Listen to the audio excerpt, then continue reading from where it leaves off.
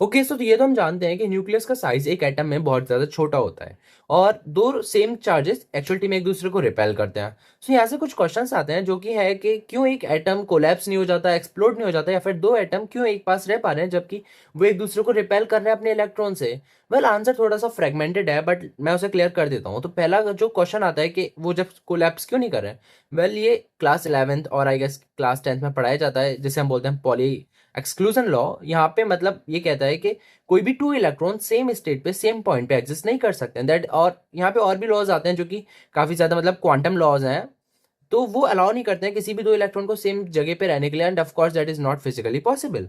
And the other thing why they are not just exploding, तो इसका answer भी कुछ ऐसा ही है। जो न्यूक्लियस है वो इलेक्ट्रोस्टैटिक फोर्स के थ्रू ने बाइंड अप करके रखता है जिसकी वजह से वो नहीं निकल पाते हैं। और सिर्फ यही नहीं है, कुछ और क्वांटम लॉज भी हैं और यूनिवर्स के लॉज जो कि उसे अलाउ नहीं करते हैं क्योंकि उससे ज्यादा एनर्जी चाहिए होगी उसे तोड़ने के लिए उस जगह पे रहने के बजाय। और जो दूसरी चीज आती है कि लाइक दो एटम क्यों एक दूसरे को हटा नहीं पाते हैं, well they are forming specific structure और वो स्ट्रक्चर को तोड़ना में ज्यादा एनर्जी लगेगी उसे वहां पे रखने के लिए। और यूनिवर्स हमेशा हमारी तरह लेजी रहता है, तो यूनिवर्स कहता है कि भाई हम कम एनर्जी के साथ वहीं रह लेंगे, हम ज्यादा एनर्जी देके उसे तोड़ के बाद में नहीं मतलब वेस्ट नहीं करना चाहते हैं।